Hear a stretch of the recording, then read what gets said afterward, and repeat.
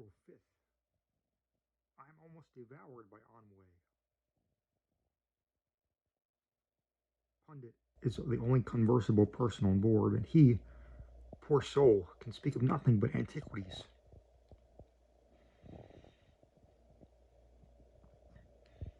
He has been occupied all the day in the attempt to convince me that I am that the ancient Americans covered themselves. Did anybody ever hear such an absurdity?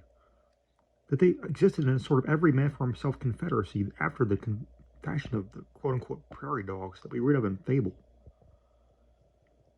He says that they started with the queerest idea conceivable, viz., that all men are born free and equal.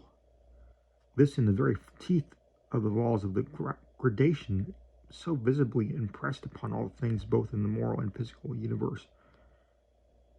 Every man, quote-unquote, voted, as they called it. That is to say, meddled with public affairs until at length it was discovered that what is everybody's business is nobody's, and that the quote-unquote republic, so the absurd thing was called, it was without a government at all. It is related, however, that the first circumstance which disturbed very particularly the self-complacency of the philosophers who constructed this quote-unquote republic was the startling discovery that universal suffrage gave opportunity for fraudulent schemes, by means of which any desired number of votes might at any time be polled, without the possibility of prevention or even detection by any party which should be merely villainous enough not to be ashamed of the fraud.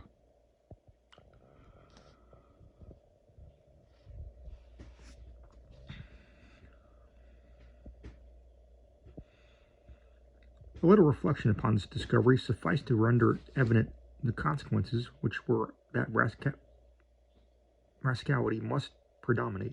In a word, that a republican government could never be anything but a rascally one, while the philosophers, however, were busy in blushing at their stupidity, and not having foreseen these inevitable evils, and intent upon the invention of new theories, the matter was put to an abrupt issue by a fellow of the name Mob, who took everything into his own hands and set up a despotism, in comparison with which those of the fabulous zeros and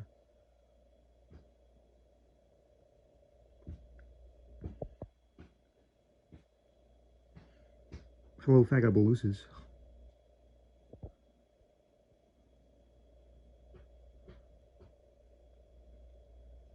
were respectable and delectable.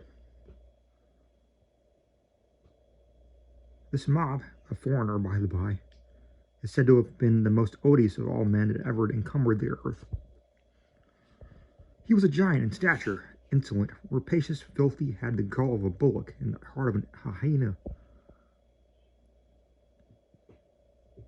A hyena, and the brains of a peacock. He died at length by dint of his own energies, which exhausted him. Nevertheless, he had his uses, as everything has, however vile, and taught mankind a lesson, which to this day is in no danger of forgetting, never to run directly contrary to the natural analogies. As for republicanism, no analogy could be found for it upon the face of the earth, unless we accept the case of the quote-unquote prairie dogs. An exception which seems to demonstrate, if anything, that democracy is a very admirable form of government. For dogs. April 6th. Last night I had a fine view of the Alpha Lyrae.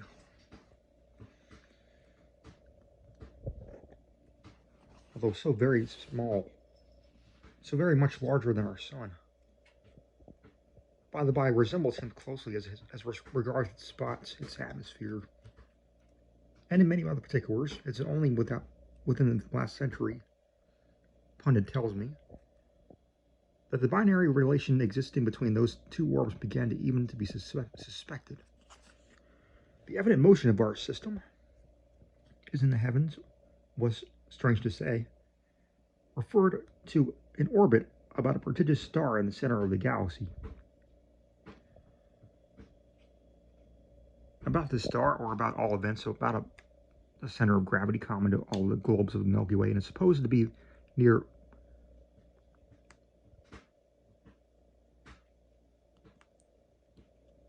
Alcyone in the Pleiades. Every one of these globes was declared to be revolving our own, performing the circuit in about a period of 117 million years. We, with our present lights, our vast telescopic improvements, and so forth, of course, find it difficult to comprehend the ground of an idea such as this.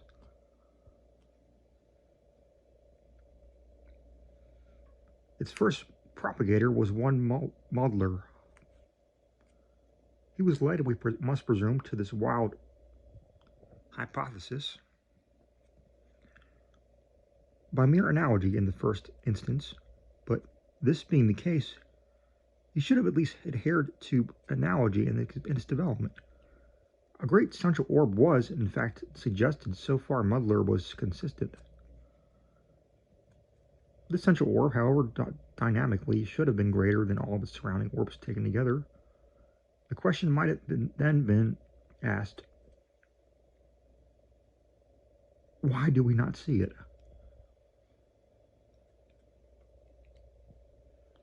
We, especially who occupy the mid-region of the cluster, the very locality near which at least must be situated this inconceivable central sun.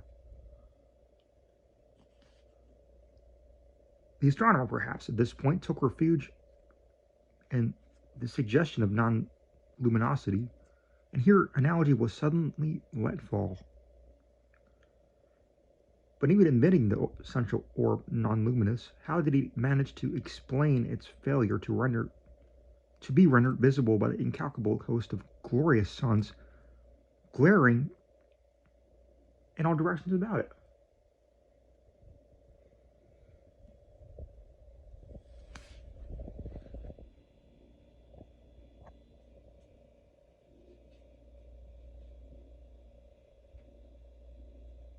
No doubt what he finally maintained was merely a center of gravity common to all revolving orbs, but here again analogy must have been let fall.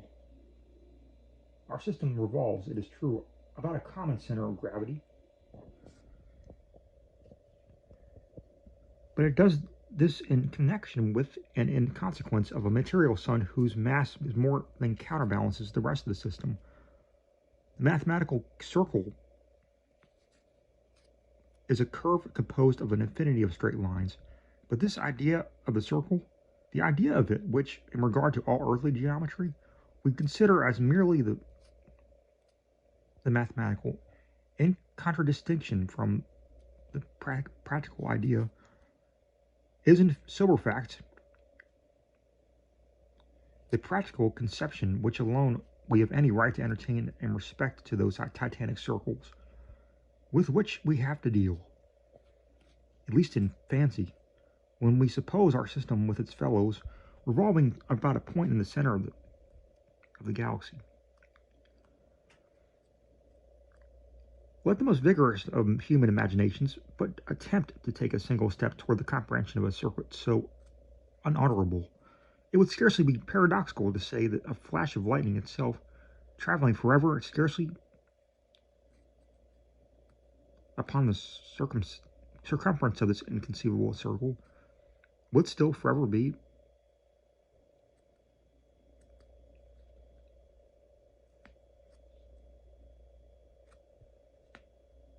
traveling in a straight line.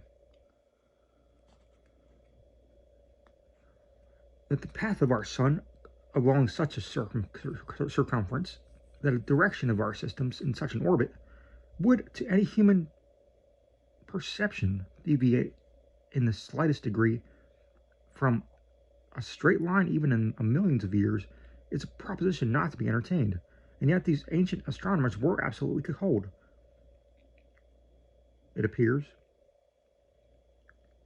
and to believe them that its decisive curvature had become apparent during the brief period of their astronomical history.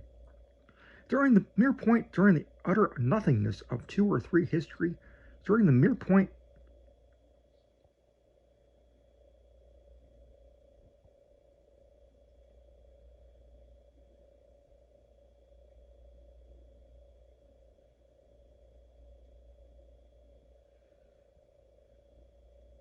during the nothingness of 2 or 3,000 years.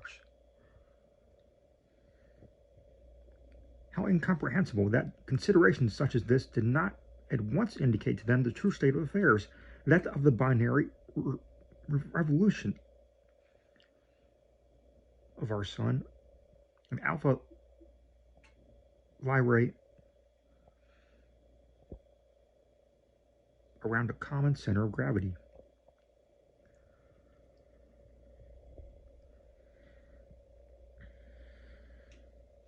April 7th. Continued last night our astronomical amusements. Had a fine view of the 5 Neptunian asteroids.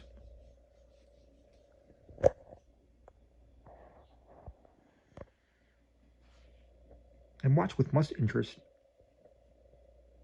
the putting up of a huge impost on a couple of lintels and the new temple at Daphnis in the moon.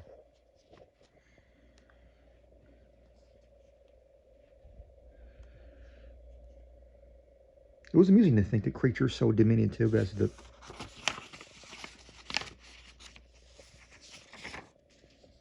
Lunarians, and bearing so little resemblance to humanity, yet evinced a mechanical ingenuity so much superior to our own. One finds it difficult to conceive of vast masses which these people handle so easily, to be as light as our own reason tells us they actually are.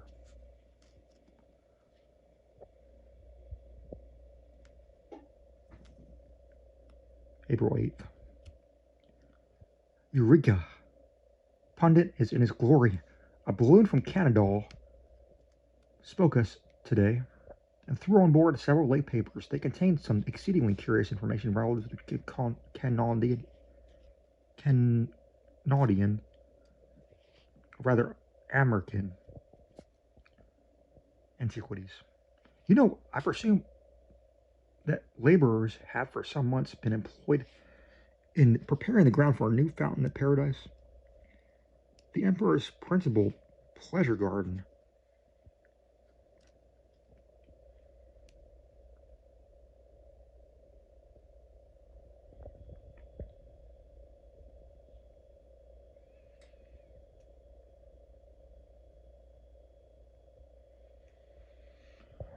Paradise, it appears, has been, literally speaking, an island time out of mind.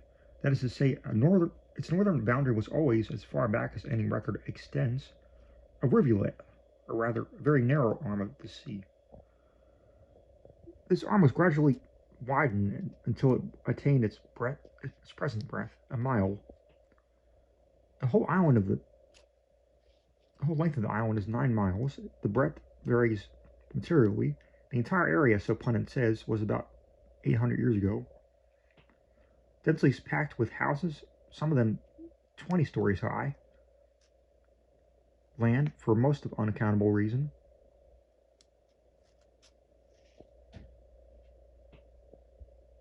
Being considered as especially precious just in this vicinity.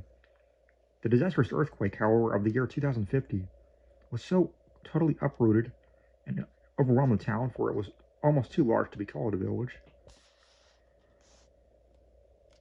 that the most indefatigable of our antiquarians have never yet been able to obtain from the site any sufficient data in the shape of coins, medals, or inscriptions, wherewith to build up even the ghost of a theory concerning the matters,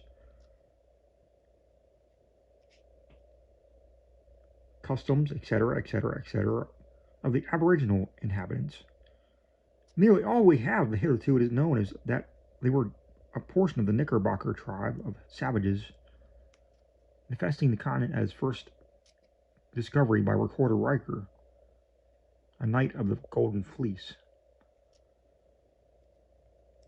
They were by no means uncivilized, however, but cultivated various arts and even the sciences after a fashion of their own.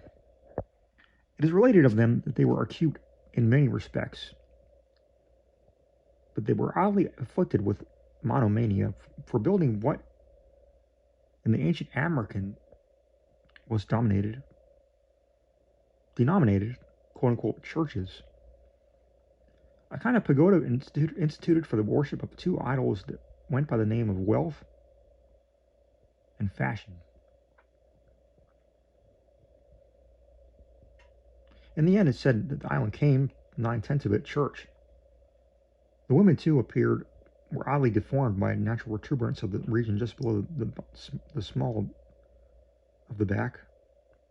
Although, most unaccountably, this deformity was looked upon altogether in the light of the beauty. One or two pictures of these singular women have in fact been miraculously preserved. They look very odd, very like something between a turkey cock and a dromedary.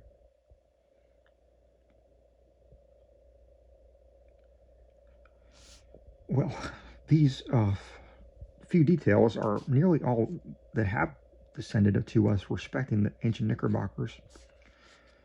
It seems, however, that while digging in the center of the Emperor's Garden, which covers the whole island, some of the workmen unearthed a cubical and evidently chiseled block of granite, weighing several hundred pounds. It was in good preservation, having received apparently little injury from the convulsion which entombed it. On one of its surfaces was a marble slab with, only think of it, an inscription, a legible inscription. Pundit is in ecstasies. Upon detaching the slab, a cavity appeared containing a leaden box filled with various coins, a long scroll of names, several documents which appeared to resemble newspapers, with other matters of intense interest to the antiquarian. There can be no doubt that all these genuine American relics belong to the tribe called Knickerbocker. The papers thrown on board our balloon are full of facsimiles of the coins, messages, typography, etc., etc. A copy for your amusement. The Knickerbocker inscription on the marble slab.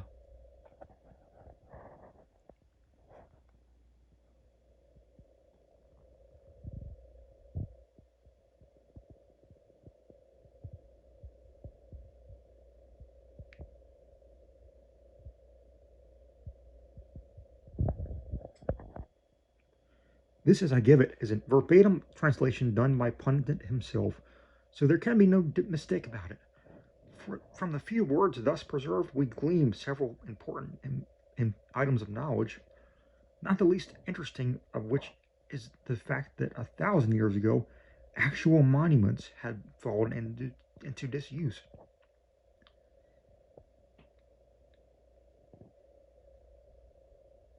As was all very proper, the people contenting themselves, as we do now, with a mere indication of the design to erect a monument at some future time, a cornerstone being cautiously laid by itself, quote-unquote, solitary and alone. Excuse me for quoting the great American poet Benton. As a guarantee of the magnanimous intention. We ascertain, too, very distinctly from this admirable inscription the how as well the where and the what of this great surrender in question. As to the where, it was Yorktown, wherever that was. And as to the what, it was General Cornwallis. No doubt some wealthy dealer in corn. He was surrendered. The inscription commemorates the surrender of what?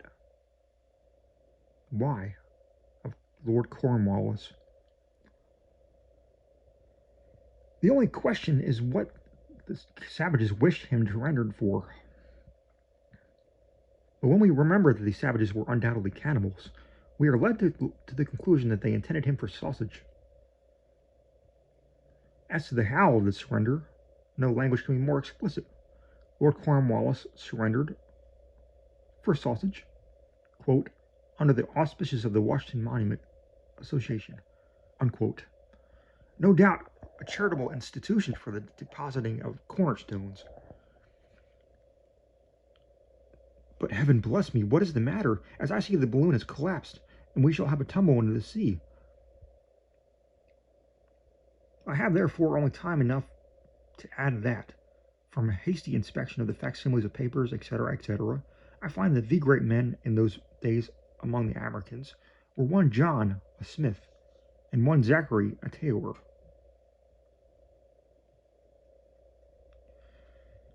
Goodbye, until I see you again. Whether you get this letter or not is point of little importance, as I write altogether for my own amusement.